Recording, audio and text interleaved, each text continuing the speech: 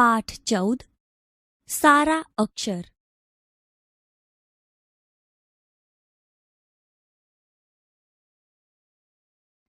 મેહુલ, તું તો લેસન કરવા બેસી ગયો.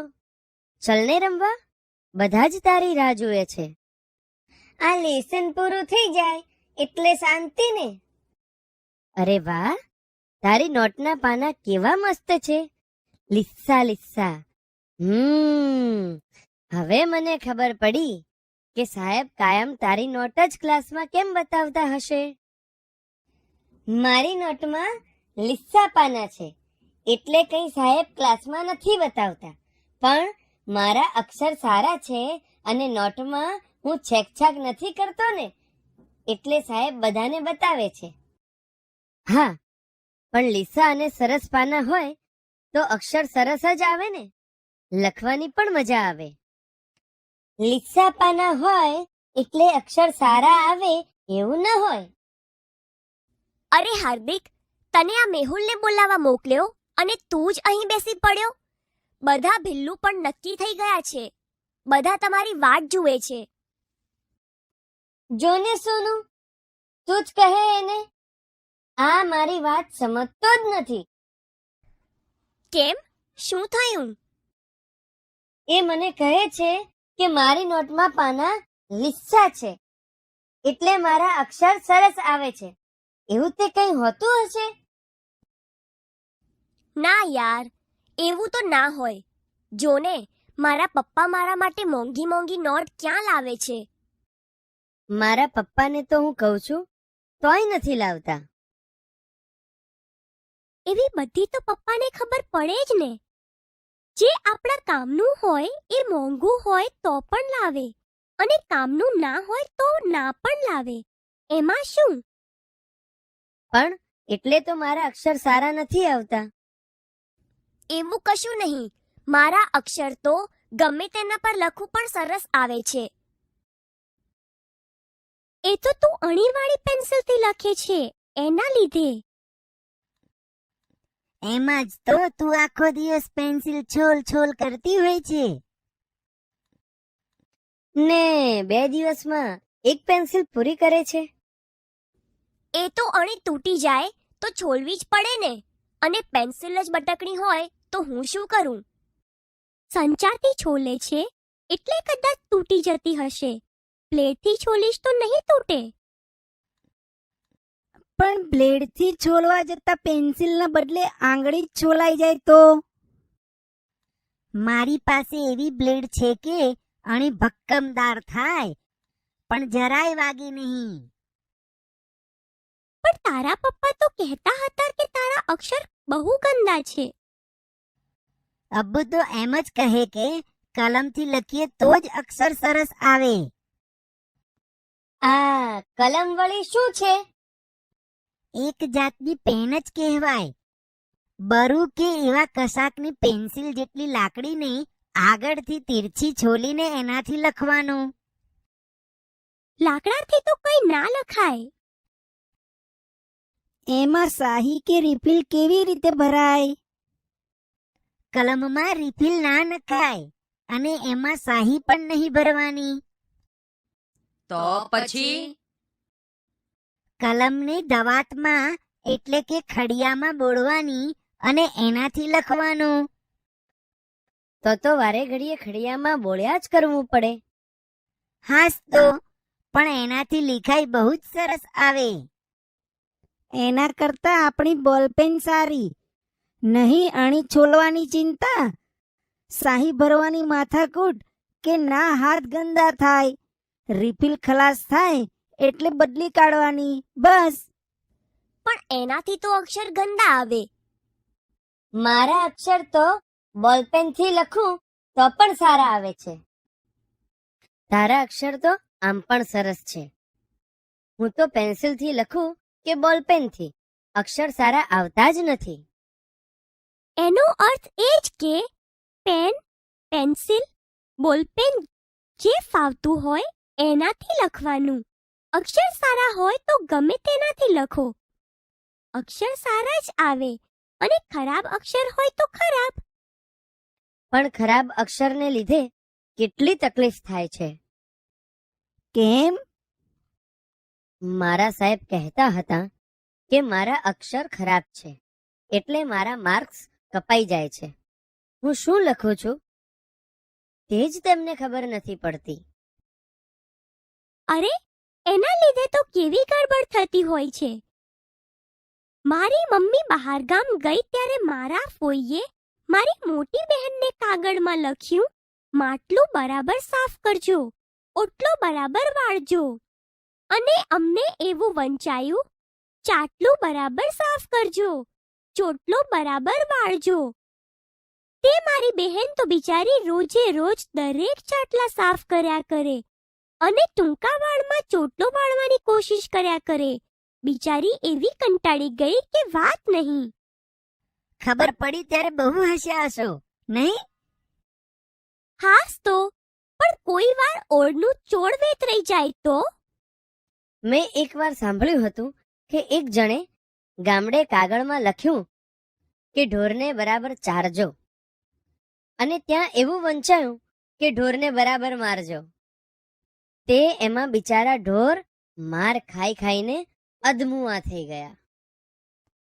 એટલા માટે તો ગાંધીજીએ કહ્યું છે કે ખરાબ અક્ષરો એ અધૂરી કેળવણીની નિશાની છે. પણ ગંદા અક્ષર સુધારવા હોય તો શું કરવાનું?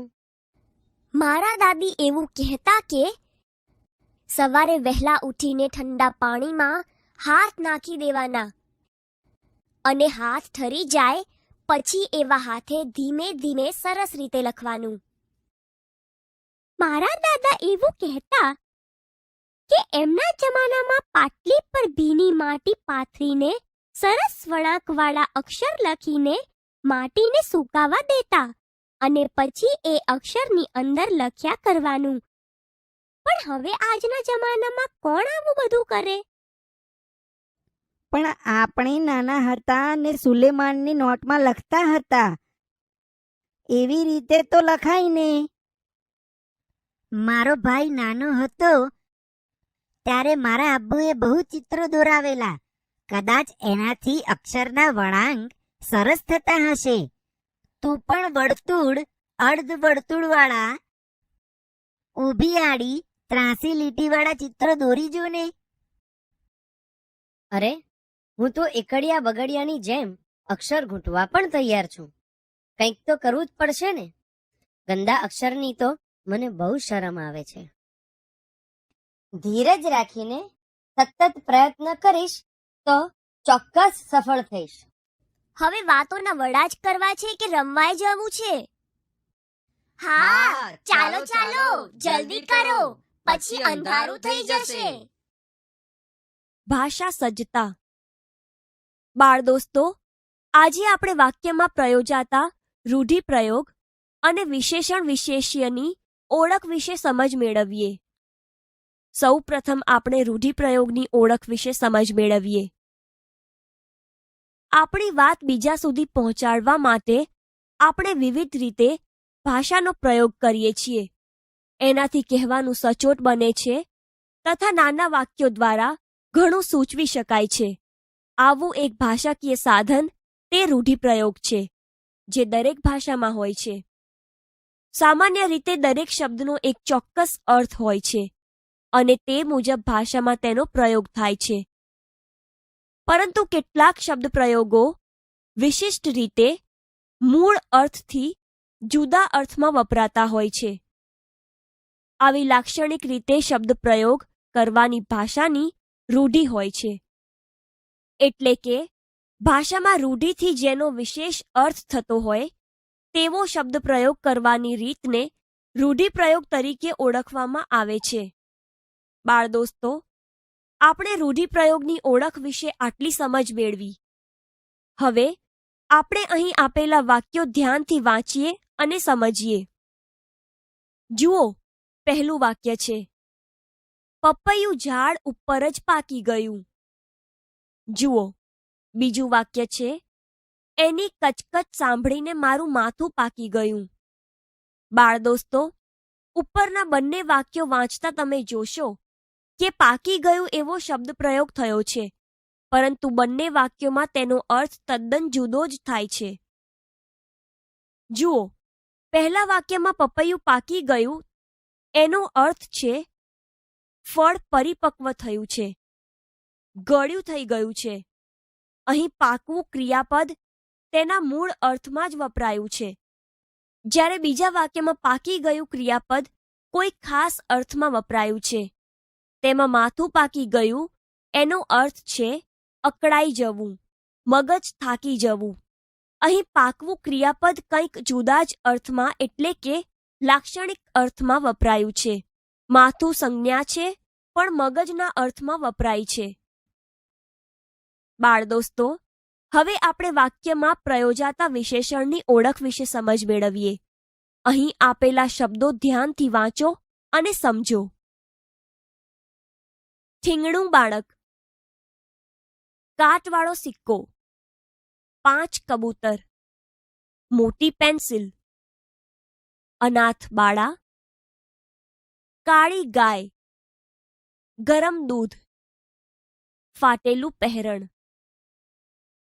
બાળ દોસ્તો, ઉપરના શબ્દોમાં તમે જોશો કે બાળક, બાળા, સિક્કો, ગાય, કબૂતર, દૂધ, પેન્સિલ અને પહેરણ જેવા શબ્દો વ્યક્તિ, પ્રાણી, પક્ષી કે પદાર્થને સૂચવે છે.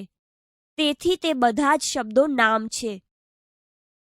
જ્યારે ઠીંગણું, અનાથ, કાટવાળો, કાળી, 5, ગરમ, મોટી અને ફાટેલું જેવા શબ્દો નામના કદ, આકાર, રંગ, ગુણ, સંખ્યા, ઊંચાઈ વગેરે જેવા અર્થની વિશેષતા બતાવે છે.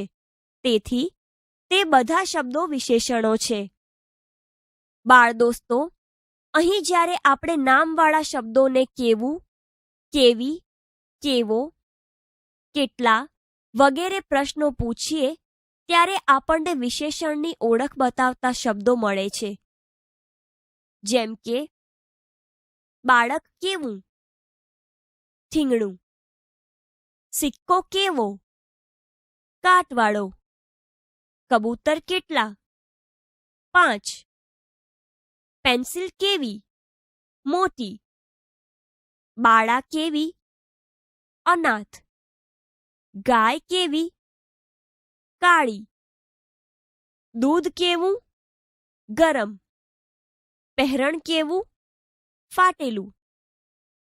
બાળ દોસ્તો, અહીં પ્રશ્નો પૂછતા આપણને ઠીંગણું, અનાથ, કાટવાળો, કાળી, 5, ગરમ, મોટી અને ફાટેલું જેવા શબ્દો જવાબ રૂપે મળતા વિશેષણો છે. બાળ દોસ્તો, આપણે વિશેષણની ઓળખ વિશે આટલી સમજ મેળવી. હવે આપણે અહીં આપેલા વાક્યો ધ્યાનથી વાંચીએ અને સમજીએ. જુઓ, પહેલું વાક્ય છે, તું અણીવાળી પેન્સિલથી લખે છે. હવે અહીં પ્રશ્ન પૂછો, તું કેવી પેન્સિલથી લખે છે? અને જવાબ રૂપે શબ્દ મળશે અણીવાળી, જે વિશેષણ છે. હવે બીજું વાક્ય જુઓ, વહેલા ઉઠીને ઠંડા પાણીમાં હાથ નાખી દેવાના. અહીં પણ પ્રશ્ન પૂછો, વહેલા ઉઠીને કેવા પાણીમાં હાથ નાખી દેવાના? અને જવાબ રૂપે શબ્દ મળશે ઠંડા, જે વિશેષણ છે.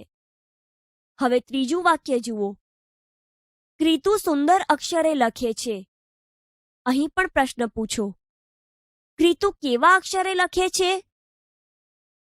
અને જવાબ રૂપે શબ્દ મળશે સુંદર, જે વિશેષણ છે. આમ અહીં વાક્યને પ્રશ્ન પૂછતા જવાબ રૂપે અણીવાળી, ઠંડા અને સુંદર જેવા શબ્દો મળ્યા. તે બધા વિશેષણો છે. બાળ દોસ્તો, આપણે વિશેષણની ઓળખ વિશે સમજ મેળવી. હવે આપણે વિશેષ્યની ઓળખ વિશે સમજ મેળવીએ. અહીં વપરાયેલા વિશેષણવાળા શબ્દો ધ્યાનથી વાંચો અને સમજો. ભીની માટી, સારા અક્ષર, નવું માટલું, લાંબો ચોટલો, નવી પેન્સિલ, મોંઘી નોટ, લીસા પાના, ડાહ્યો વિદ્યાર્થી. બાળ દોસ્તો, અહીં પણ જ્યારે આપણે નામવાળા શબ્દોને કેવું, કેવી, કેવા, કેવો વગેરે પ્રશ્નો પૂછીએ ત્યારે આપણને વિશેષણની ઓળખ બતાવતા શબ્દો મળે છે. અને આ વિશેષણોથી જે શબ્દની વિશેષતા બતાવાતી હોય ત્યારે તે શબ્દને વિશેષ્ય કહેવાય છે. અને આ વિશેષ્ય એટલે નામ. જેમ કે માટી કેવી, ભીની. અક્ષર કેવા, સારા. માટલું કેવું, નવું. ચોટલો કેવો, લાંબો. પેન્સિલ કેવી, નવી. નોટ કેવી, મોંઘી. પાના કેવા, લીસા. વિદ્યાર્થી કેવો, ડાહ્યો.